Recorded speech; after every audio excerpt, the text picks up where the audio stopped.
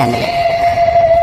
শুনতে থাকুন ঐশিক মজুমদারের কাহিনী মকর। আমরা যা দেখি তার সবই নাকি আমাদের মনের ফসল।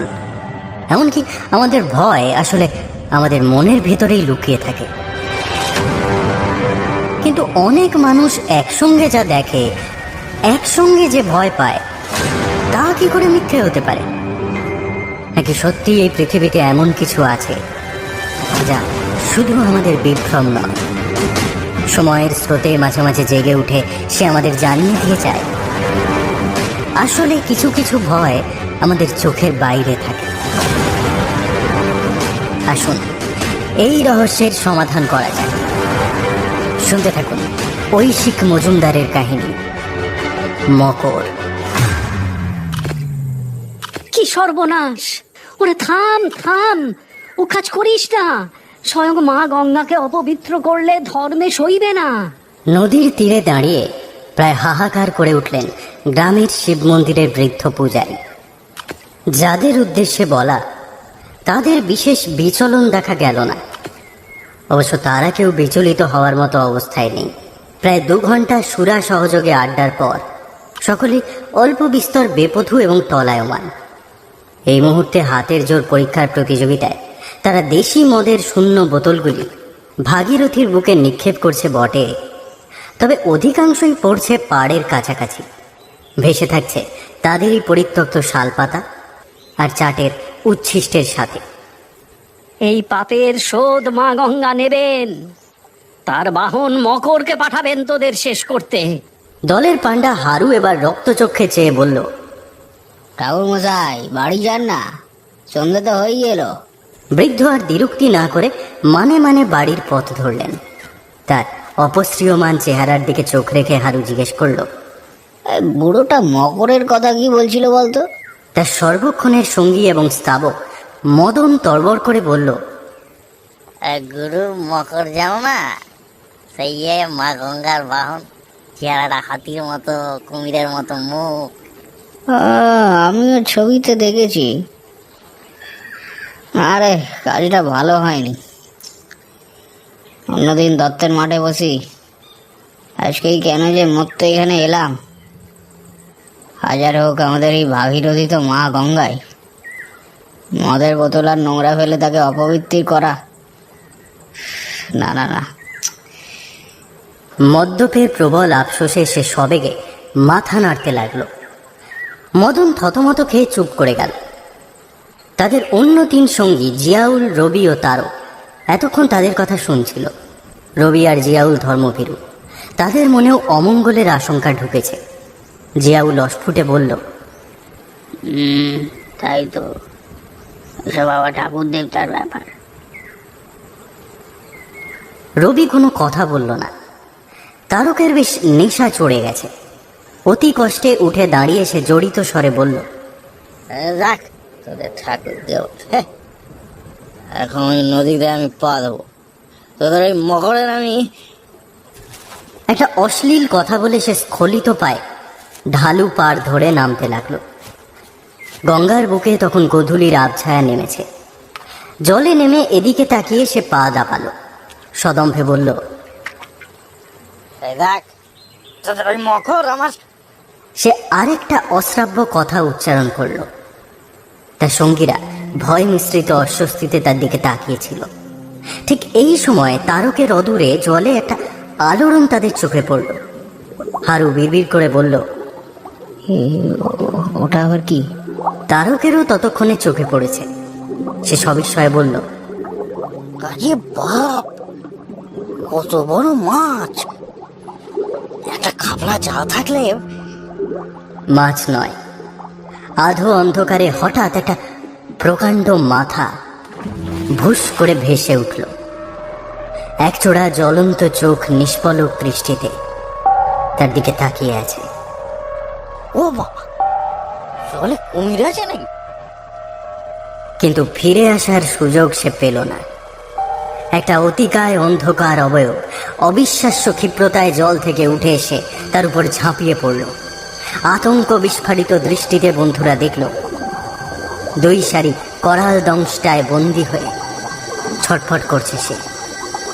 মুহূর্ত মাত্র, তারপরেই তারক এবং তার আক্রমণকারী দুজনেই নদী গর্ভে মিলিয়ে গেল। কিন্তু সেই এক লহমায় চার বন্ধু জীবটির আকৃতি অস্পষ্টভাবে হলেও দেখতে পেয়েছিল। তাদের গলা থেকে একটা সম্মিলিত আর্তনাদ বেরিয়ে এলো।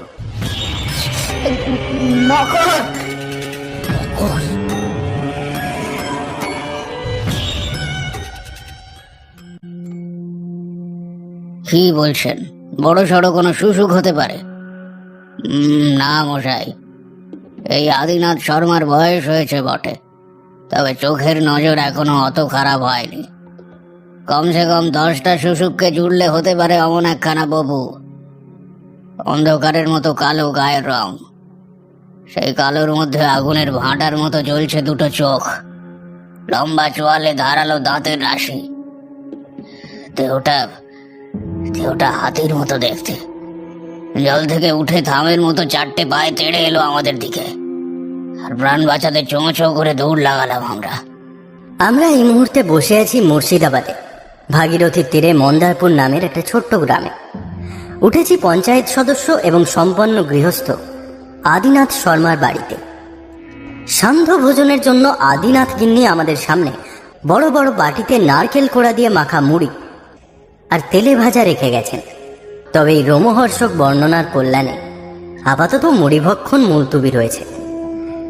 ডক্টর সোহম ব্যানার্জি ইঙ্গিত করেছিলেন, মন্দারপুর গ্রাম গত 1 মাস যাবৎ যে অপ্রাকৃত বিভীষিকার ভয়ে থরহরি কম্পমান, তা আসলে কোনো বৃহদাকার ডলফিন বা শুশুক হতে পারে।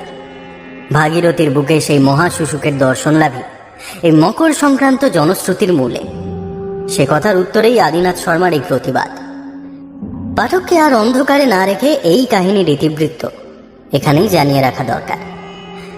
আমি ময়ূক সরকার, বিখ্যাত বাংলা দৈনিক জনবার্তার ফ্রিল্যান্স রিপোর্টার। পত্রিকার মূল অফিস কলকাতায়। আমি প্রধানত বিভিন্ন জেলা কভার করে থাকি। এবারেও যেমন মুর্শিদাবাদে এসেছিলাম রাজ্য সরকারের মুর্শিদাবাদ উৎসব উপলক্ষে। মতিঝিল পার্কে উৎসবের মূল অঙ্গনে জনবার্তার টিম হাজির ছিল। আমার দায়িত্ব ছিল জেলার নানান প্রান্তের ছোট ছোট অনুষ্ঠানগুলোতে উপস্থিত থেকে সেই বিবরণ পত্রিকার অফিসে পৌঁছে দেওয়া। কাজকর্ম মিটে গেলে দেখলাম হাতে প্রায় 3-4 দিন সময় আছে।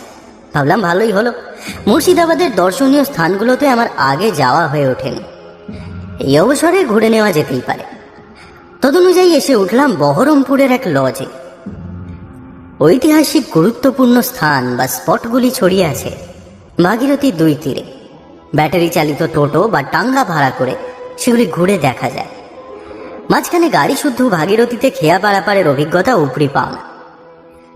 কিন্তু টোটো ভাড়া নিতে হয় একসাথে সমস্ত দ্রষ্টব্য স্থানের জন্য প্যাকেজ হিসেবে। একা মানুষের পক্ষে সেই ভাড়া একটু গায়ে লেগেছিল। উপায় বাতলে দিলেন লজের ম্যানেজার। আপনার পাশের ঘরে উঠেছেন ডক্টর সোহম ব্যানার্জি, উনিও একা। আজকে উনিও বেরোবেন বলছিলেন, একবার কথা বলে নিন না। দুজনে মিলে একটা টোটো ভাড়া করলে খরচ অনেকটাই কম হবে। ডক্টর ব্যানার্জি প্রস্তাবটা লুফে নিলেন। পথে যেতে যেতে তার সাথে শুধু আলাপ নয়, রীতিমতো বন্ধুত্ব হয়ে গেল। অকৃতদা, বয়সে আমার চেয়ে একটু বড়, 40-এর আশেপাশে, পেশায় মনোবিদ, কলকাতার এক বড় মেডিকেল কলেজে অ্যাসিস্ট্যান্ট প্রফেসর পোস্টে আছেন। সদালাপি, কিন্তু গায়ে পড়া ভাবটি নেই। রাস্তায় একটা মিষ্টির দোকানে টোটো থামিয়ে আমাকে মুর্শিদাবাদের বিখ্যাত মিষ্টি ছানা পোড়া খাওয়ালেন। খেয়ায় ভাগীরথী পেরিয়ে খুশবুবাগে গিয়ে আমরা যখন সিরাজের সমাধি দেখছি, তখনই আমার পকেটের মোবাইল ফোনটা বেজে উঠল। তুলে দেখি ফোন করেছেন জনবার্তার চিফ রিপোর্টার মৃগাঙ্কদা। ময়ূক, তুমি কি এখনো মুর্শিদাবাদে আছো? হ্যাঁ দাদা, বহরমপুর। গুড। তুমি এক কাজ করো, এখনই মন্দারপুর চলে যাও। ছোট্ট গ্রাম, ভাগীরথীর তীরেই, বোধহয় হিন্দুই বেশি। বহরমপুর থেকে কিলোমিটার 15 দক্ষিণে। কেন দাদা? ওই গ্রামে নাকি এক অদ্ভুত জলচর প্রাণীর আক্রমণে গত 1 মাসে 3 জন লোক মারা গেছে। গ্রামবাসীর ধারণা প্রাণীটি অলৌকিক বা দৈব শক্তির অধিকারী। আমরা চাই তুমি ওখানে 2 দিন থেকে স্থানীয় লোকের সাথে কথা বলে একটা স্টোরি বানাও। যা শুনবে তাই লিখবে, কোনো বাড়ানো কমানো নয়। পরে আমরা এডিট করে নেবো। ডক্টর ব্যানার্জি জিজ্ঞাসু দৃষ্টিতে চেয়েছিলেন। ফোন রেখে আমি ব্যাপারটা সংক্ষেপে বুঝিয়ে বললাম। শুনেই কিন্তু ভদ্রলোক এক উদ্ভট আবদার করে বসলেন। আপনার আপত্তি না থাকলে আমিও আপনার সঙ্গী হতে পারি, কারণ হাতে কয়েকটা ছুটি আছে আমার। আমাকে ইতস্তত করতে দেখে উনি বুঝিয়ে বললেন, আসলে ওই অলৌকিক প্রাণী কথাটা শুনে একটু আগ্রহ হচ্ছে আর কি। অকাল্ট সায়েন্স নিয়ে একটু চর্চা আছে তো আমার। বিভিন্ন ভৌতিক প্রাণী নিয়েও পড়াশোনা করেছি। অবশ্য আপনার যদি কোনো অসুবিধা না থাকে তাহলেই ভেবে দেখলাম অসুবিধার কিছুই নেই, বরং একজন সাথী পেলে মন্দ হয় না। তবে জনবার্তা সম্ভবত ওর থাকা খাওয়ার খরচ বহন করবে না। সে কথা ওকে বলতেই উনি জিভ কেটে বললেন, না না, সেটা আমি বুঝে নেব। 15 নয়, মন্দারপুর ঠিক 18 কিলোমিটারের পথ। ইতিহাস পরিক্রমা স্থগিত রেখে মধ্যাহ্ন ভোজনের পরেই আমরা রওনা হয়েছিলাম। বিকেলবেলা এখানে এসে পৌঁছেছি।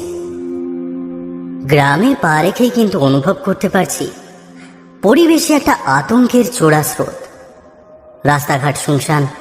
যে সমস্ত গ্রামবাসী বাইরে থাকতে বাধ্য হয়েছে তারাও ঘুরছে দল বেঁধে। গ্রামের এক প্রান্ত থেকে যে রাস্তা নদীর দিকে চলে গেছে, একটা গাছের গুঁড়ি আড়াআড়িভাবে ফেলে সেই রাস্তা বন্ধ করা আছে। একটা বাঁশের আগায় টিনের সাইনবোর্ড লাগিয়ে সেখানে লেখা, নদীর ধারে যাওয়া নিষেধ, হিংস্র জন্তুর ভয়, মন্দারপুর গ্রাম পঞ্চায়েত। সম্ভবত পুলিশি পরামর্শে এই বিজ্ঞপ্তি, কারণ কাছেই একটা বাড়ির দাওয়ায় বসে স্থানীয় থানার একজন কনস্টেবল সেই পথের দিকে সতর্ক দৃষ্টি রেখেছে। মৃগাঙ্কদা কলকাতায় বসেই তার সোর্সের মাধ্যমে আদিনাথ বাবুর বাড়ির একটা ঘরে আমার থাকার ব্যবস্থা করেছেন। আপাতত ডক্টর ব্যানার্জিও আমার সাথে সেই ঘরেই উঠেছেন। কোনো কারণে তিনি নিজের পরিচয় প্রকাশ করেন। আদিনাথ বাবু একজনের বদলে 2 জন খবরের কাগজের লোককে দেখে একটু অবাক হলেও আপত্তি করেন। সন্ধ্যাবেলা তার বৈঠকখানায় বসেই আমরা ওই মকরের ইতিবৃত্ত শুনছিলাম। গ্রামের আরো কয়েকজন গণ্যমান্য লোক সেখানে ছিলেন। নদীর ঠিক ধারে শিব মন্দির ছাড়া অন্য কোনো বাড়িঘর নেই, কিন্তু গ্রামের লোকের সেখানে অহরহ যাতায়াত চলে। খেয়া পারাপার। কোনো হিংস্র জলচর প্রাণীর কথা কারোরই জানা ছিল না। তাই সেই সন্ধ্যায় 4 মাতাল যখন আতঙ্কে বিকারগ্রস্ত হয়ে গ্রামে ফিরে এসে মকরের বৃত্তান্ত জানায়, তখন কেউই সেই প্রলাপ বিশ্বাস করেনি। কিন্তু যতই দুশ্চরিত্র হোক, তারও গ্রামের ছেলে, তার খোঁজ করতেই হয়। আলো অন্ধকারের মধ্যে প্রায় 30-40 জনের একটা দল নদীর ধারে গিয়ে পৌঁছায়। তাদের ভেতরে ছিলেন আদিনাথ শর্মা, ছিলেন সেই পুরোহিত রতন ভট্টাচার্য, তারকের বাবা শিবনাথও ছিল। নদীর ধারে বিস্তর খুঁজেও তারকের কোনো চিহ্ন পাওয়া গেল না। প্রবীণরা যখন একটু দূরে দাঁড়িয়ে পুলিশে মিসিং ডায়েরি করার কথা ভাবছেন, তখনই জলের একেবারে কিনারা থেকে চিৎকার করে উঠল একজন। সে খুঁজে পেয়েছে একটা রক্তমাখা পা, যেন কোনো ধারালো অস্ত্রের নিপুণ আঘাতে হাঁটুর নিচ থেকে কাটা। সকলের ভীত গুঞ্জন ছাপিয়ে পুরোহিত রতন ভট্টাচার্যের আস্ফালন শোনা গেল। আমি বলেছিলাম কিনা এত পাপ সইবে না? এখন হলো তো, মা গঙ্গা দিলেন তো তার বাহনকে পাঠিয়ে। এখন এই মকর আরো কতজনের সর্বনাশ করে দেখো। আর অবিশ্বাসের জায়গা নেই। অনুসন্ধানী দলের সবাই সন্ত্রস্ত হয়ে পরস্পরের মুখের দিকে তাকাতে লাগল। ব্যতিক্রম শুধু পুত্রহারা শিবনাথ। শোকে উন্মত্ত হয়ে সে মা গঙ্গা ও মকরের উদ্দেশ্যে অকথ্য কটুকাটব্য করতে লাগল। জলে ছুঁড়ে মারল ইটের টুকরো, মাটির ঢেলা, নিজের এক পাটি চটি। শশব্যস্ত হয়ে সবাই তাকে নিরস্ত করতে যাবে, ঠিক তখনই জল থেকে উঠে তাদের দিকে ধেয়ে এলো সেই বিভীষিকা। একটু আগেই আদিনাথ যার বর্ণনা দিয়েছেন, আসরে উপস্থিত আরেক ভদ্রলোক মাথা নেড়ে এতে সায় দিলেন, বললেন, ভাগ্য ভালো আমি সেই সময় শিবনাথের কাছাকাছি ছিলাম। ওই ভয়ানক জীবকে দেখেই আমি তার হাত ধরে দৌড়ে পালাই। তাই জন্যই শিবনাথ বোধহয় আজকে বেঁচে আছে। একটা সম্ভাবনা অনেকক্ষণ থেকেই আমার মাথায় ঘুরছিল। এবারে প্রশ্নটা না করে পারলাম না। আচ্ছা, ডলফিন না হোক, প্রাণীটা তো কোনো বিরাট আকৃতির কুমিরও হতে পারে। হাজার হোক, আপনারা তো তাকে দেখেছেন সন্ধ্যার অন্ধকারে, তাই না? না, কুমির নয়, কারণ পরের বার আমরা সবাই তাকে প্রকাশ্য দিবালোকে দেখেছি। গম্ভীর গলায় কথাটা এলো দরজার কাছ থেকে। আমরা তাকিয়ে দেখলাম শক্তপোক্ত চেহারার একজন প্রৌঢ় ঘরে ঢুকছেন। উপস্থিত লোকেরা সসম্ভ্রমে তাকে চেয়ার ছেড়ে দিল। আদিনাথ আলাপ করিয়ে দিলেন, ইনি পঞ্চায়েত প্রধান রত্নেশ্বর হাজরা। কলকাতার কাগজের রিপোর্টারের আগমন সংবাদ পেয়ে এসেছেন। বসতে বসতে রত্নেশ্বর কোনো ভূমিকা ছাড়াই এই কাহিনীর পরবর্তী অংশে চলে গেলেন। পুলিশও সবার বয়ান শুনে অতিকায় কোনো কুমিরের কথাই ভেবেছিল। তারকের 4 সঙ্গীকে আটক করেও জিজ্ঞাসাবাদের পর ছেড়ে দিয়েছিল তারা। এরপর ঘাটে খেয়া চলাচল বন্ধ করে দেওয়া হয়। জেলার বন্যপ্রাণী দপ্তরে খবর দেওয়া হয়। গ্রামবাসীদের কাছে আসতে না দিয়ে সেখানকার লোকজন পুলিশের সাহায্যে নদীর কিনারা ও জলে চিরুনি তল্লাশি চালায়। কিন্তু সেই কুমির বা তারকের দেহের অবশিষ্টাংশের কোনো সন্ধান মেলেনি। আচ্ছা, তাহলে আপনারা ওকে দিনের আলোয় দেখলেন কবে? এর দিন 7 পরে, যেদিন পুরুত মশাই জেদ করে গঙ্গা পুজোয় বসলেন। রতন ভট্টাচ বিধান দেন, মকরকে ফেরাবার উপায় একটাই, কুপিতা মা গঙ্গাকে পূজার্চনায় সন্তুষ্ট করা। তিনি নিজে নদীর তীরে বসে করবেন সেই পূজা। গ্রামবাসীর একাংশের চাপে অনিচ্ছা সত্ত্বেও এতে সম্মতি দেন রত্নেশ্বর। তার আশঙ্কা ছিল ওই ভয়ঙ্কর জীব খোদ পুরুত মশাইকেই আক্রমণ করতে পারে। তিনি সে কথা বলায় রতন ভট্টাচার্য সদর্পে বলেন, আমি শুদ্ধাচারী ব্রাহ্মণ, আমি তো এই 7 দিন একাই নদীর ধারে মন্দিরে যাচ্ছি পুজো দিতে। কই, সে তো আমায় কিছু বলেনি। আমি নদীর ধারেই পুজোয় বসবো। তোমরা ভয় পেলে দূরে দাঁড়িয়ে থেকো বাপু। তাই হলো। নদীর পাড়ে সকালবেলায় পূজায় বসলেন রতন। গ্রামবাসীরা দুরু দুরু বক্ষে দাঁড়িয়ে রইল অনেকটা দূরে। সকলের মনেই আশঙ্কা, এই বুঝি দেখা দেয় সেই মকর। আশঙ্কা সত্যি হতে দেরি হলো না। সকলের আতঙ্ক বিস্ফারিত দৃষ্টির সামনে জলে প্রবল আলোড়ন তুলে আবির্ভূত হলো একটা কালো রঙের হাতির মতো অবয়ব। সুঁড়ের বদলে তার লম্বা চোয়াল, তাতে ধারালো দাঁতের রাশি, দেহের পিছনে অতিকায় মাছের মতো লেজ। মন্থর পদে জল থেকে উঠে এসে পুরোহিতের সামনে দাঁড়ালো সে। ভট্টাচার্য মশাই কিন্তু ভয় পাননি। উনি হাত তুলে মকরকে থামতে বললেন। একবার থমকালো সে, কিন্তু তারপরেই সমবেত গেল রবের মধ্যে রতনকে মুখে তুলে নিয়ে মকর ফিরল নদীর দিকে। পরে বয়োজ্যেষ্ঠরা অনুমান করেছেন হয়তো পূজার অব্যাহিত আগে বাবার প্রসাদ সেবনের ফলেই পুরোহিত ছিলেন অকুত ভয়। সেই অসম সাহসিকতার মূল্য তিনি দিলেন নিজের জীবন দিয়ে। কিন্তু এবারে ঘটল এক অদ্ভুত ঘটনা। গ্রামবাসীরা এবার লাঠি, দা, কাটারি প্রভৃতি অস্ত্র নিয়ে প্রস্তুত হয়েই এসেছিল। তারা সেই সব অস্ত্র নিক্ষেপ করল অপসৃয়মান মকরের দিকে। কিন্তু সেই বিপুল বপু ভেদ করে চলে গেল সেগুলো। অক্ষত দেহে শিকারকে নিয়ে নদী গর্ভে মিলিয়ে গেল করাল মকর। তার দৈব ক্ষমতা অকাট্য প্রমাণ পাওয়া গেল এবার। খবর পেয়ে পুলিশ এসে সবাইকে ভৎসনা করে। পঞ্চায়েত সমিতির কাণ্ডজ্ঞান নিয়েও প্রশ্ন তোলে তারা। তাদের নির্দেশে বন্ধ হয় নদীতে যাওয়ার পথ। হাফিজুল আর নিবারণ নামে 2 সিভিক ভলেন্টিয়ারের উপর দায়িত্ব পড়ে পালা করে পাহারা দেওয়ার, যাতে ওদিকে কেউ না যায়। এই ব্যবস্থায় দিন 15 সব ঠিকঠাক চলেছিল। মকরের পরবর্তী শিকার হলো হাফিজুল। কি করে? দুজনেই ভিন গায়ের ছেলে। নিবারণ ভিতর ডিম হলেও হাফিজুল ছিল বেপরোয়া। সে মকরে বিশ্বাস করতো না, মাঝে মধ্যেই চলে যেত নদীর ধারে। প্রথমে মকর তাকে কিছু বলেনি, কিন্তু বেশি বারবারটাই করতে গিয়েই তার কাল হলো। দিন পাঁচেক আগে গ্রামের কিছু ছেলে ছোকরার সাথে বোকার মতো বাজি ধরে হাফিজুল। সে আধ ঘন্টা ধরে নদীর তীরে হেঁটে বেড়াবে, মকর তার কিছুই করতে পারবে না। রবীন্দ্রের অজ্ঞাতে সেই ছেলেদের নিয়ে সে যায় নদীর ধারে। পরে ভয়ে আধমরা সেই দর্শকরাই গ্রামে এসে জানায় তারা দূরে দাঁড়িয়েছিল, আর তাদের চোখের সামনেই হাফিজুলকে নিয়ে যায় মকর। হাফিজুল নিরুদ্দেশ হওয়ার পরই নড়ে চড়ে বসেছে পুলিশ। পাহারা আরো করা হয়েছে, খবর মহলে বার্তা গেছে, আর তখনই সম্ভবত খবর পৌঁছেছে কলকাতাতেও। আচ্ছা, আমার দুটো প্রশ্ন আছে। ডক্টর সোহম ব্যানার্জি এতক্ষণ এতটাই নিশ্চুপ ছিলেন যে আমরা তার অস্তিত্বের কথা ভুলেই গিয়েছিলাম। হঠাৎ তার গলা শুনে সবাই সচকিত হয়ে তাকালাম। প্রথম প্রশ্ন, এই 20-25 দিনে ওই মকর কি মানুষ ছাড়া অন্য কোনো জীবজন্তুকে আক্রমণ করেছে?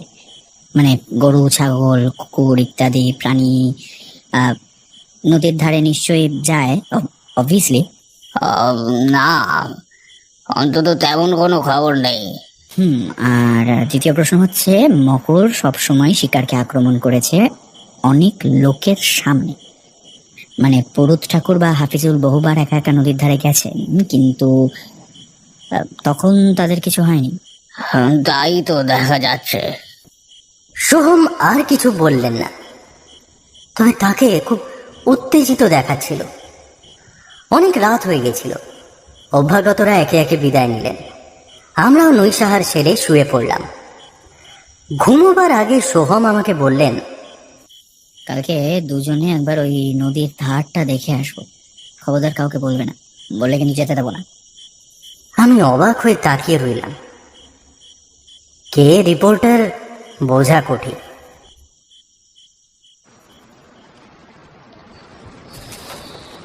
নদীর তীরে এই জায়গাটা ঢালু হয়ে জল গিয়ে নেমেছে, আর ওই যে কয়েকটা পোড়া কাঠ আর মাটির ঘট ছড়িয়ে থাকতে দেখছেন না, ওই যে ধরে নেওয়া যেতে পারে ওগুলো পুরোহিত রতন ভট্টাচার্যের সেই অসমাপ্ত পুজোর চিহ্ন। সুতরাং এই ঢালু জায়গাটা হলো মকরের আগমনের সম্ভাব্য পথ। প্রায় 10 মিনিট আগে এই ছিল আমার উদ্দেশ্যে ডক্টর সোহম ব্যানার্জির শেষ কথা। তারপর থেকেই ভদ্রলোক নিশ্চুপ। পাড়ের এই ঢালু অংশে হাঁটু গেড়ে বসে তিনি এক মনে কিছু একটা আবিষ্কারের চেষ্টা চালিয়ে যাচ্ছেন।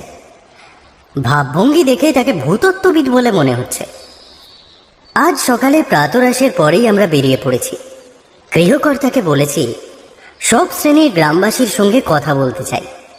তিনি আমাদের বারবার সতর্ক করে দিয়েছেন আমরা যেন নদীর ধারে না যাই।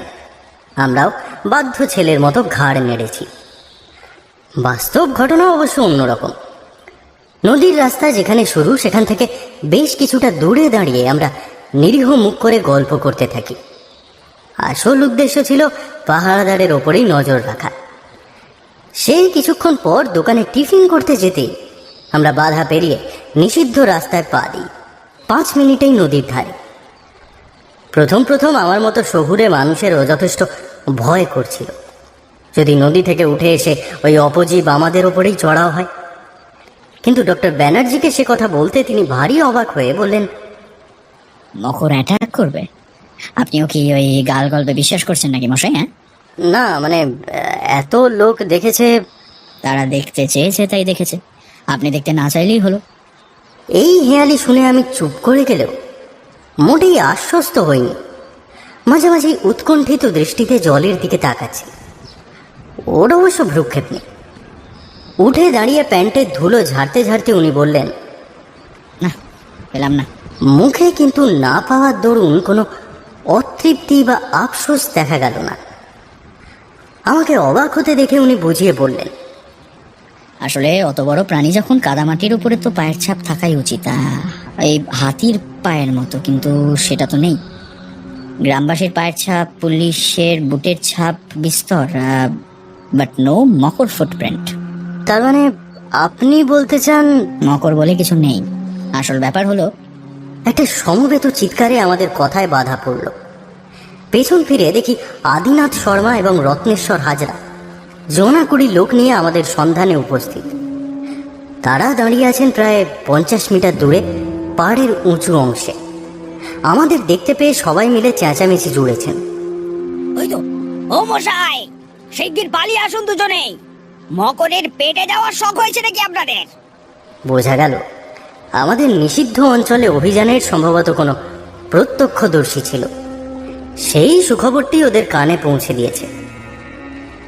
ওদের দিকে একবার মাত্র তাকিয়েই কিন্তু সোহম ব্যানার্জির মুখের ভাব পাল্টে গেল। ত্রস্ত কণ্ঠে তিনি আমাকে বললেন, ময়ূক বাবু, দৌড় লাগান। ওদিকে ওদিকে ওদিকে, এক্ষুনি। কেন? পরে বলছি, বাঁচতে চাইলে পালান। বলেই তিনি ছুট লাগালেন ওপরের দিকে। বাধ্য হয়ে পিছু নিলাম আমিও। আমরা যখন প্রায় মাঝপথে, তখন একসাথে দুটো শব্দ শুনতে পেলাম। পেছনের জলে একটা প্রবল আলোড়নের শব্দ, আর সামনের জনতার আতঙ্কের আর্তনাদ। ঘাড় ঘুরিয়ে যে দৃশ্য দেখলাম, তাতে আমার রক্ত হিম হয়ে গেল। আমাদের আন্দাজ 30 মিটার পেছনে নদীর অগভীর অংশে মাথা তুলে দাঁড়িয়েছে হাতির মতোই অতিকায় এক জীব। তবে হাতির থেকে তার কিছু তফাৎ আছে। ঘোর কৃষ্ণবর্ণ, শুঁড়ের জায়গায় কুমির সদৃশ্য লম্বা চোয়াল। জন্তুটি মুখবেদন করতেই সেই চোয়ালে তীক্ষ্ণ দাঁতের সারি চোখে পড়ল। বৃহৎ বপুর পশ্চাৎভাগে রয়েছে অতিকায় মৎস্যপুচ্ছ। রক্তাভ দুই চোখে একবার আমাদের দিকে তাকিয়ে আবার নদীর গভীরে ডুব দিল সেই ভয়ঙ্কর। ডক্টর ব্যানার্জিও দেখেছেন। প্রবল আতঙ্কের ভেতরেও সবিস্ময়ে লক্ষ্য করলাম তার তেমন কোনো মানসিক বৈকল্য নেই। তিনি যেন কিছুটা তারিফের সুরেই বললেন, যা ভেবেছিলাম তাই, একেবারে পাঁজির বইয়ের আঁকা ছবির মতো মকর। সে কি মশাই, একটু আগেই যে বললেন মকর বলে কিছু হয় না? হয় না তো, ওটা আসলে আচ্ছা থাক, পরে হবে। আপাতত এদের কাছে আমি যা যা বলবো চুপচাপ শুনে যাবেন, কোনো রকম প্রতিবাদ করবেন না, ঠিক আছে? কিছু না বুঝেই আমি মাথা নাড়লাম। আমরা গ্রামবাসীদের কাছে পৌঁছতেই আদিনাথ ও রত্নেশ্বর ক্রুদ্ধ স্বরে আমাদের কিছু বলতে যাচ্ছিলেন। সোহম হাত তুলে তাদের থামালেন। তারপর নাটকীয় ভঙ্গিতে এক অদ্ভুত বক্তৃতা শুরু করলেন। এখন আপনাদের কাছে সত্যি কথা বলার সময় এসেছে। ময়ূকবাবু কাগজের রিপোর্টার হলেও আমি তা নই। আমি ওর বন্ধু, ওর সঙ্গেই এসেছি। আমি আসলে একজন তান্ত্রিক। কামাখ্যায় রীতিমতো গুরুর কাছে দীক্ষা নিয়ে তন্ত্র চর্চা করেছি। আর আমার বেশবাস দেখে বিভ্রান্ত হবেন না। আমার শ্রদ্ধেয় গুরুদেবের নির্দেশে আমি সাধারণ গৃহে জীবনযাপন করি। ওই মকরকে সংহারের উদ্দেশ্যেই ময়ূকবাবু আমাকে নিয়ে এসেছেন। এ কথা শুনে সবাই হতবাক। রত্নেশ্বর ও আদিনাথ আমার দিকে তাকালেন। আমার পিলে চমকে গেলেও আমি সম্মতিসূচক মাথা নাড়লাম। রত্নেশ্বরী সবার আগে সামলে নিলেন। জড়িত স্বরে বললেন, তা আপনি একে সংহার করবেন কি উপায়? স্থির দৃষ্টিতে তার মুখের দিকে চেয়ে সোহম ব্যানার্জি বললেন, মহামারণ যজ্ঞ। সবাই চুপ। উনি ব্যাখ্যা করে বললেন, আজ এই মকরকে চাক্ষুষ দেখার জন্যেই আমি এখানে এসেছিলাম। দেখে একটা বিষয় নিঃসন্দেহ হয়েছি, আপনাদের পুরোহিত রতন ভট্টাচার্য মশাই একটা ভুল করে ফেলেছেন। এই প্রাণী ভৌতিক ক্ষমতা সম্পন্ন, তাই পুজো আর্চা নয়, একমাত্র তান্ত্রিক ক্রিয়াতেই এর বিনাশ হবে। গুরুর কৃপায় সেই ক্রিয়ার পারদর্শিতা আমার আছে। কাল সকালে আমি মকর সংহারের জন্য হোম যজ্ঞ করব। তার এই কথায় গ্রামবাসীদের মধ্যে একটা গুঞ্জন শুরু হলো। কিছুক্ষণ তাদের সাথে কথাবার্তার পর রত্নেশ্বর তাদের হয়ে বললেন, কিন্তু আপনি যে সফল হবেন তার নিশ্চয়তা কোথায়? যদি আবার কোনো বিপদ ঘটে? হাত তুলে তাকে আশ্বস্ত করে সোহম ব্যানার্জি বললেন, কোনো চিন্তা নেই, যজ্ঞ এখানে নয়, হবে আপনার বাড়ির উঠানে। তারপর সবাইকে এখানে একবার আসতে হবে বটে, কিন্তু এই উঁচু জায়গা যেখানে আমরা দাঁড়িয়ে আছি, এইখানে দাঁড়ালেই চলবে। এতে কাজ হলো। সেখানেই সঙ্গীদের সাথে আরো কিছুটা সলা পরামর্শের পর দুই প্রবীণ জানালেন তারা রাজি। বুঝতে পারলাম ওদের অবস্থা মজ্জমান মানুষের কুটো আঁকড়ে ধরার মতো। কিন্তু আপনি যে যজ্ঞ করবেন তার জন্য জিনিসপত্র কিছু লাগবে না? সোহম এর উত্তরে কি বললেন তা দেখার জন্য আমি তার মুখের দিকে তাকালাম। তিনি কিন্তু অম্লান বদনে জানালেন, তেমন কিছু নয়, একটা বড় পিতলের জ্বালায় গঙ্গা জল জোগাড় করে রাখবেন, আর আমার সাথে একজন লোক দেবেন। আমি আজকেই বহরমপুর গিয়ে অন্যান্য উপাচার সংগ্রহ করে আনছি। যজ্ঞে ও পরবর্তী ক্রিয়ায় কিন্তু অন্তত 50 জন মানুষ থাকতে হবে, তার মধ্যে জনাকড়ি সাহসী অল্প বয়স্ক ছেলে। আর হ্যাঁ, আরেকটা কথা, সকলে জিজ্ঞাসু দৃষ্টিতে তার দিকে তাকাতে তিনি প্রায় ষড়যন্ত্রের সুরে বললেন, পুলিশকে এখন কিছু না জানালেই ভালো, তারা হয়তো কিছু না বুঝেই যজ্ঞে বাধা দিতে পারে। আমি হাঁ করে তাকিয়ে রইলাম, কিন্তু সোহম আমার কাছে কিছুই খোলসা না করে একজন সঙ্গী নিয়ে বহরমপুরের দিকে রওনা দিলেন। পরের দিন সাত সকালেই আদিনাথ আমাকে ঘুম থেকে ডেকে তুললেন। আগের দিন অনেক রাতে ফিরে ডক্টর ব্যানার্জি সরাসরি প্রধানের বাড়িতে গিয়ে উঠেছেন, তাতে নাকি তার যজ্ঞের আয়োজনের সুবিধা হবে। আজ ভোরে তিনি খবর পাঠিয়েছেন সকাল সকাল ক্রিয়াকর্ম শুরু করে দেওয়াই শ্রেয়। তাড়াতাড়ি হাত মুখ ধুয়ে নামমাত্র প্রাতরাশ করে রত্নেশ্বর হাজরার বাড়ি দৌড়ালাম, কিন্তু সেখানে পৌঁছে আমার চক্ষু স্থির। এই সাত সকালেই হাজরা মশাইয়ের উঠোনে প্রচুর লোকের ভিড়। তাদের মধ্যে ডক্টর ব্যানার্জির ফরমাইশ অনুযায়ী জনাকুড়ি জোয়ান ছেলেও রয়েছে।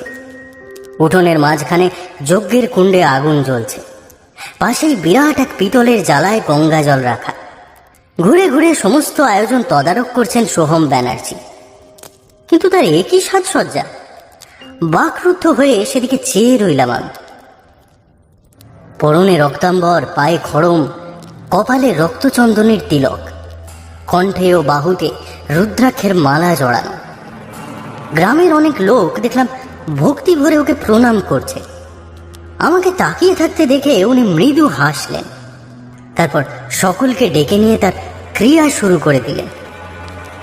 অগ্নিকুণ্ডের সামনে বসে অত্যন্ত মৃদু স্বরে এবং অত্যন্ত দ্রুত লয়ে তিনি মন্ত্রপাঠ শুরু করলেন।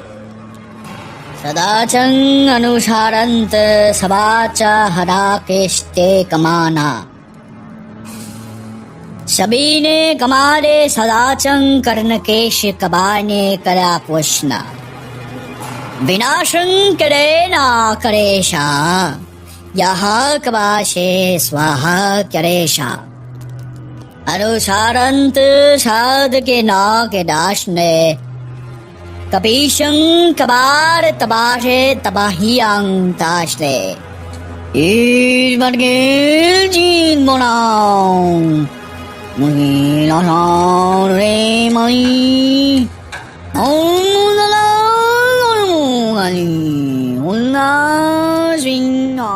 সম্ভবত কোনো সংস্কৃত মন্ত্র, কারণ অনুসারান্ত শব্দ ঘুরে ফিরে আসছিল বারবার। কেন জানি না, প্রথম থেকেই মন্ত্রটা আমার খুব পরিচিত মনে হচ্ছিল, যেন অনেকবারই শোনা। কিন্তু ওই দুর্বোধ্য উচ্চারণের ফলে কিছুতেই ঠিকঠাক চিনে উঠতে পারছিলাম না। মন্ত্রোচ্চারণের সাথে সাথে সামনে রাখা তামার পাত্র থেকে কোনো পদার্থ তুলে নিয়ে অগ্নিকুণ্ডে নিক্ষেপ করছিলেন তিনি। ঘর ভরে যাচ্ছিল গুগ্গুলের মতো মিষ্টি গন্ধে। সমীহ সহকারে এই ক্রিয়াকর্ম দেখছিল দর্শকেরা। অবশেষে প্রায় 1 ঘন্টা পরে স্তোত্রপাঠ শেষ হলো। সোহমের নির্দেশে যজ্ঞের আগুন নিভিয়ে ফেলা হলো। অগ্নিকুণ্ড থেকে এক মুঠো ছাই তুলে নিয়ে তিনি জ্বালার গঙ্গা জলে ভালোভাবে মেশালেন। তারপর জ্বালার গায়ে একবার ভক্তি ভরে মাথা ঠেকালেন। সমবেত জনতা রুদ্ধশ্বাসে অপেক্ষা করতে লাগলো। বিস্ময়ের আরো বাকি ছিল। বাড়ির ভেতর থেকে এবার তার সহকারীরা নিয়ে এলো বেশ কিছু বড় বড় পিতলের পিচকারি, হোলির সময় যেমন দেখা যায়। বুঝলাম এগুলোই গতকাল বহরমপুর থেকে আনা হয়েছে। জ্বালার জল থেকে এক একটা করে 20টা পিচকারি ভরে সোহম ছেলেদের হাতে সেই পিচকারি তুলে দিলেন। মন্দ্র স্বরে তিনি বললেন, এই গঙ্গা জল এখন মন্ত্রপুত। মকর কিছুতেই এই জলের ছোঁয়া সহ্য করতে পারবে না। জমায়েতের মধ্যে একটা হর্ষধ্বনি উঠল। তার এই ক্রিয়াকলাপে যে গ্রামবাসীরা কিছুটা হলেও ভরসা পেয়েছে তা তাদের শরীরী ভাষা থেকেই স্পষ্ট। এতক্ষণে তার পরিকল্পনাও কিছুটা আন্দাজ করা যাচ্ছিল। সম্ভবত পিচকারির সাহায্যে ওই মন্ত্রপুত জল মকরের দিকে নিক্ষেপ করা হবে। অস্ত্রসজ্জার পর সোহমের নির্দেশে বাহিনী রওনা দিল নদীর উদ্দেশ্যে। আমি একটা ছোট নোটপ্যাডে সংক্ষিপ্ত বিবরণ টুকে রাখছিলাম, ফলে আমি পৌঁছালাম সবার শেষে। সোহম ততক্ষণে ব্যূহ রচনা করে ফেলেছেন নদীর পাড় থেকে 50 মিটার দূরের ওই উঁচু ডাঙায়। পিচকারিধারী সেই 20 জন তরুণকে তিনি রেখেছেন সবার সামনে। অর্ধচন্দ্রাকারে দাঁড়িয়ে আছে তারা। সোহম তাদের জনে জনে বলছেন, কোনো ভয় নেই, যখন আমি বলবো শটান দাঁড়িয়ে জল ছুড়বে ওই মকরের ওপর, পেছবে না কোনো মতে। অপেক্ষাকৃত প্রবীণরা রয়েছেন এই সারির একটু পেছনে। তাদের সামনে এবার দাঁড়ালেন সোহম স্বয়ং। আমার মনে একটা সংশয় ছিল, তারই প্রতিধ্বনি এবার শুনলাম রত্নেশ্বরের গলায়। কিন্তু মকর যদি না আসে? আসবে, সকলে একসাথে ডাকলে অবশ্যই আসবে। ভরাট গলায় তিনি উচ্চারণ করতে থাকলেন, মকর, মকর, মকর, মকর। আশ্চর্য হয়ে দেখছিলাম ভদ্রলোকের অদ্ভুত সম্মোহনী ক্ষমতা। সমবেত জনতা একযোগে মন্ত্রোচ্চারণের মতো বলতে লাগলো, মকর, মকর, মকর, মকর। এক সময় অবাক হয়ে অনুভব করলাম আমার নিজের ঠোঁটও নড়ে উঠছে। কতক্ষণ কেটে গেল হিসেব রাখিনি। এক একটা সেকেন্ডকে তখন মনে হচ্ছে এক এক ঘন্টা। তারপর আচম্বিতে নদীর জল তোলপাড় করে ভেসে উঠল সেই বিভীষিকা। জমায়েতের দিকে রক্তলাল চোখে চেয়ে রইল কিছুক্ষণ। তারপর হস্তি পদক্ষেপে উঠে এলো পাড়ে।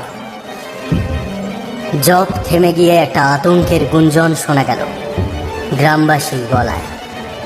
কেউ নড়বে না।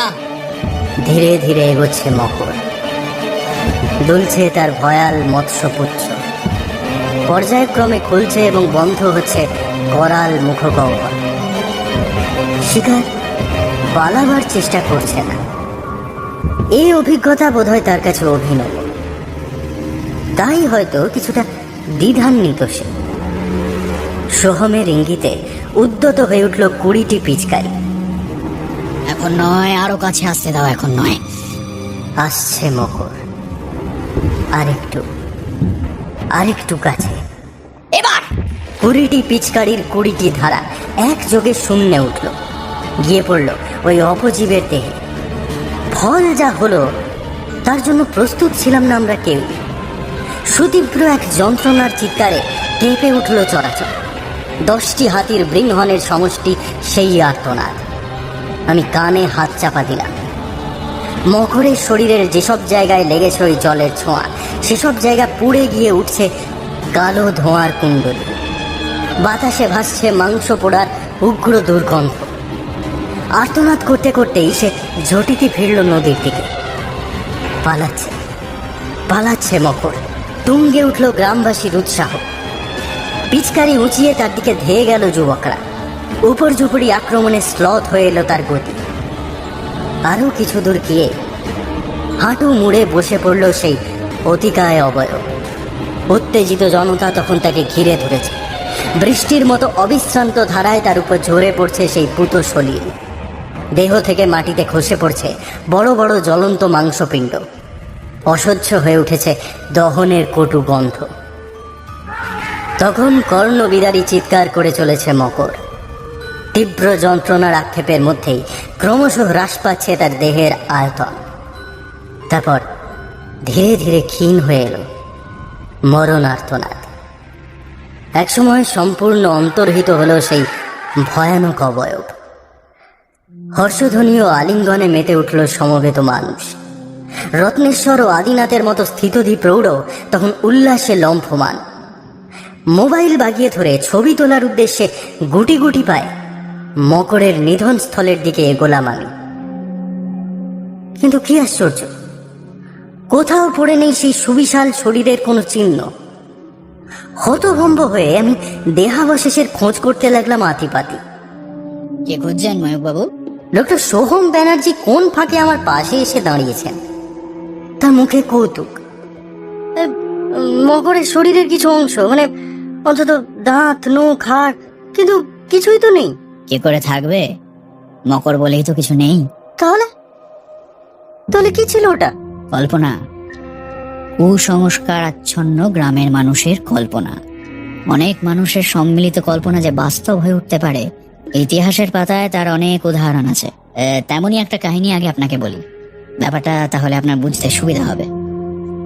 সিগারেটের ধোঁয়ায় একটা নিখুঁত রিং তৈরি করে বললেন, সোহম ব্যানার্জি। ভদ্রলোক বিনয়ের অবতার। সকালে মকর সংহারের পর মন্দারপুরের মানুষ তাকে বিজয়ী বীরের সম্বর্ধনা দিতে চেয়েছিল, অতিথি করে রাখতে চেয়েছিল কয়েকটা দিন। উনি সবিনয় সেসব প্রত্যাখ্যান করেছেন। ফলে সন্ধ্যার সময় আমরা বহরমপুরে এসে পৌঁছেছি। জনবার্তাকে অনেকটা রেখে ঢেকে রিপোর্ট পাঠিয়ে দিয়েছি। নৈশাহারের পর ডক্টর ব্যানার্জিকেও আমরা ঘরে এনে রেখেছি। যদিও উনি হাঁকক্লান্ত, তবুও এই মকর রহস্যের মীমাংসা না হওয়া অবধি আমার শান্তি নেই। সোফায় বসে উনি একটি সিগারেট ধরিয়েছেন। অবশ্য তার আগে 3 বার আমার অনুমতি নিয়েছেন। সেই সিগারেটে আরেকবার টান দিয়ে উনি বলে চললেন, আমেরিকার উইসকনসিন প্রদেশ, সময়টা 19বিংশ শতাব্দীর শেষ দশক। রাইনল্যান্ডার শহরে ছড়িয়ে পড়ে হঠাৎ এক অদ্ভুত গুজব। ছোট্ট ওই শহরে আশেপাশের জঙ্গলে কাঠুরেরা নাকি শিকার হচ্ছে এক ভয়ঙ্কর প্রাণীর। তার নাম হোডাগ।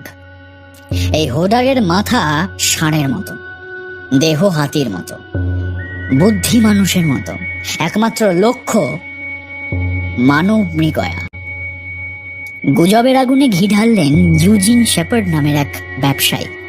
লোকজন নিয়ে জঙ্গলে ঢুকে ডাইনামাইটের সাহায্যে তিনি মেরে ফেললেন এক হোডাগ। বছর 3 পরে জীবন্ত ধরলেন আরেকটাকে। মেলায় তাকে দেখিয়ে 2 পয়সা কামিয়েও নিলেন।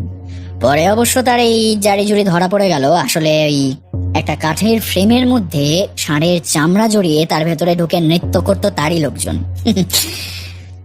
কিন্তু ইউজিন শেফার্ডের জালিয়াতি ফাঁস হয়ে গেলেও তার দৌলতে এই হোডাগের প্রতি দৃঢ় বিশ্বাস জন্মে গেছে স্থানীয় লোকের। তাই এরপর সত্যি সত্যি হোডাগের আক্রমে মারা যেতে লাগলো মানুষজন। তার উপস্থিতির অকাট্য প্রমাণ পেলেন স্থানীয় শেরিফ। হোডাগের ছবিও তোলা সম্ভব হয়েছিল। এই উপদ্রব চলেছিল বেশ কয়েক দশক ধরে, যতদিন না বিশ্বাস ধীরে ধীরে ধীরে ধীরে ফিকে হয়ে আসে। উইসকনসিনের সেই হোডাগের মতো মন্দারপুরে এই মকরের উৎপত্তিও মানুষের কল্পনা থেকেই। এক গ্রাম্য পুরোহিতের উদ্ভট এক অভিশাপের জন্য কুসংস্কারাচ্ছন্ন মানুষের মনে গভীর প্রভাব বিস্তার করেছিল। তার উপরে তারা ছিল নেশাগ্রস্ত। উত্তেজক পদার্থের প্রভাবে মানুষের মস্তিষ্কের কল্পনা শক্তি প্রখর হয়ে ওঠে, আর এটা প্রমাণিত বৈজ্ঞানিক সত্য। ওই 4 মাতালের সেই উদগ্র কল্পনা শেষমেশ সাকার হয়ে ওঠে। তাদের পাপের শাস্তি দিতে বাস্তবে আবির্ভাব ঘটে কল্পনার সেই মকরের। এই পর্যন্ত শুনে আমি আর থাকতে পারলাম না। জিজ্ঞেস করে বসলাম, কিন্তু তারপর অন্যরাও তো তাকে দেখতে পেয়েছিল। হ্যাঁ, কিন্তু যতক্ষণ বিশ্বাস করেনি ততক্ষণ দেখতে পায়নি। তাদেরও মনে কুসংস্কার, তাই তারকের কাটা পা খুঁজে পেতেই তাদেরও মনটা টলে গেল। তারাও মকরের অস্তিত্বে দৃঢ়ভাবে বিশ্বাস করতে শুরু করলো। আর তাদের সেই সম্মিলিত বিশ্বাসের জোরেই আরো প্রকটভাবে বাস্তব হয়ে উঠল সেই অপচ্ছায়া, যাকে বলে বিশ্বাসে মিলায় বস্তু। কিন্তু আপনি কি করে আন্দাজ করলেন যে ওই বিভীষিকা আসলে গ্রামের লোকের কল্পনা থেকেই সৃষ্টি? কয়েকটা সূত্র ছিল। প্রথমত, তার লক্ষ্য ছিল শুধুই মানুষ। গরু ছাগল নাগালে পেয়েও সে স্পর্শ করেনি। ভেবে দেখুন, কোনো বৃহদাকার মাংসাশী প্রাণীর পক্ষে ব্যাপারটা খুব অস্বাভাবিক নয় কি? ব্যাখ্যা অবশ্যই সহজ। গরু ছাগলের কল্পনায় তো আর মকরের অস্তিত্ব ছিল না, তাই মকর তাদের কোনো কিছুই করেনি।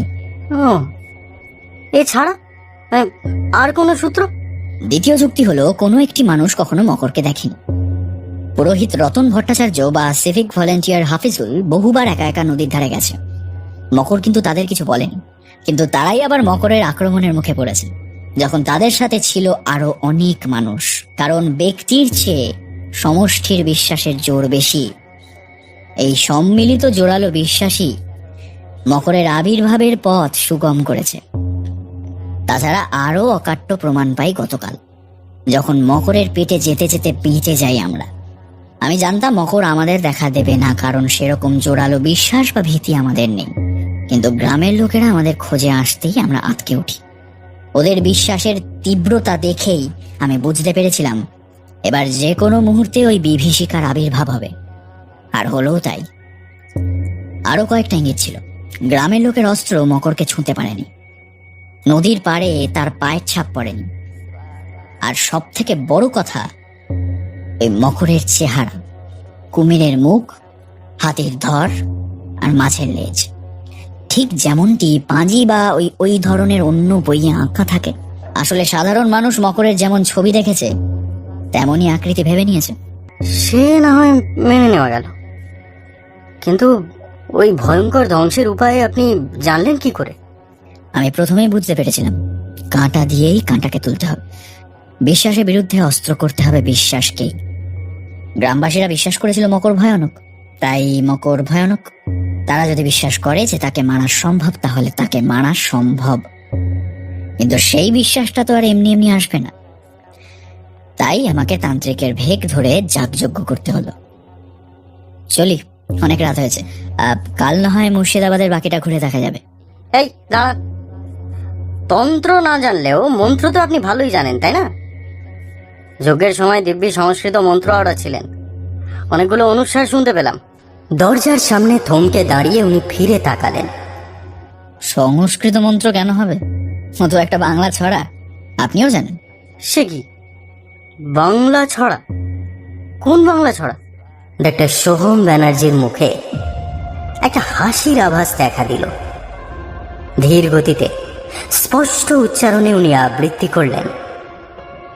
হলদে সবুজ ওরাঙ্গটাং, ইট পাটকেল চিৎপটাং, মুশকিল আসান উড়ে মালি, ধর্মতলার কর্মখালি।